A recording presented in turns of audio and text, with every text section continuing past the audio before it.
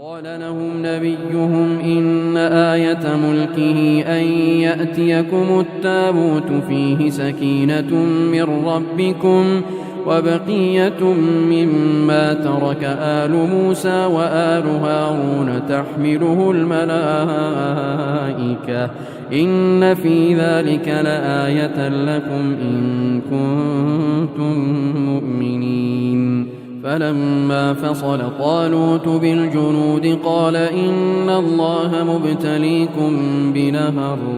فمن شرب منه فليس مني ومن لم يطعمه فإنه مني إلا من اغترف غرفة بيده فشربوا منه إلا قليلا منهم. فلما جاوزه هو والذين آمنوا معه قالوا لا طاقة لنا اليوم بجالوت وجنوده. قال الذين يظنون أنهم ملاقو الله كم من فئة قليلة غلبت فئة كثيرة بإذن الله والله مع الصابرين. وقال لهم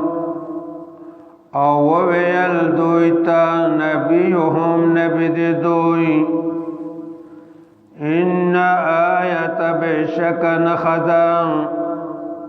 ملکه دی بادشاہد دا ایتیکم داد چراب شتا ستا نخد بادشاہی راب شتا ستا التابوت صندوق فيه پاغ صندوق کے با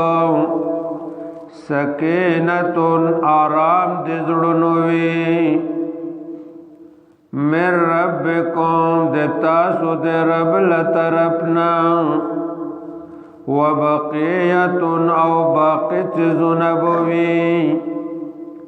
مما دے حغتنا ترکا چپر خودلی دی آل موسیٰ آل دی موسیٰ علیہ السلام و آل ہارون او آل دی ہارون علیہ السلام تحملوه روچت کڑی بیوی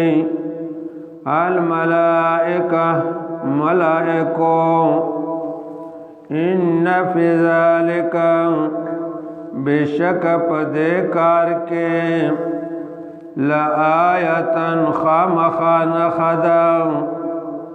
لکم دے تاسو دے پارا ان کنتم کچر تاسو مومنین مومنان یئی فلما نہر کلا فصلا چی جدا شو طالوت خارنا دکلنا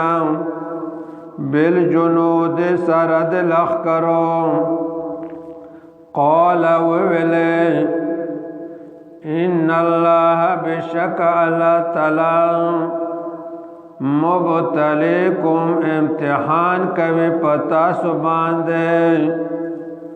بنہرن پیو سند باندے پنہر باندے فمن شربا نو چاچ وچکلے اوبا منہو دہغ نہرنا فلیسا نو نبوی دائی منی زمانا ومن او چاچ لم یتعمہو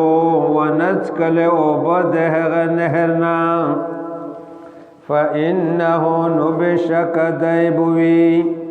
مني زمانا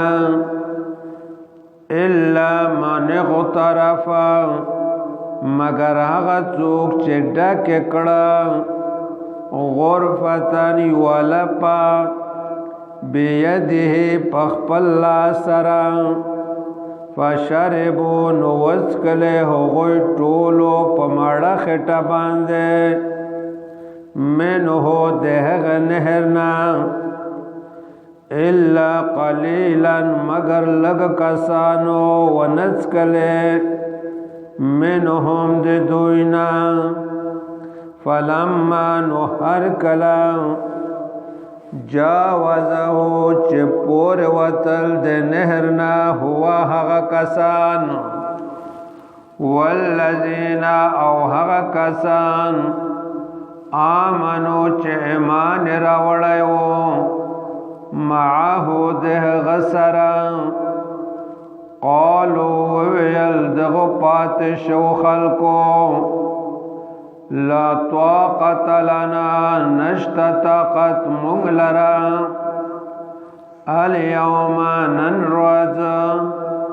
بجالوت د جالوت سرا وجنوده او ده غد لخکر سرا قال الذين ويلغ كسانو یظنون چې دوی ګمان کوو انهم چې بشک دوی ملاقو مخامخ کې دن کې دی الله دی الله تعالی سره کم من فئتن ډیر زلا ډلا قلیلتن لگا وړا غلبت غالب شودا فئتن کثیرتن پر ډلا ډیر باندې باذن الله په حکم دی الله تعالی سره والله او الله تعالی مع الصابرین ملګری دی د صبر کوونکو خلقو ربنا لا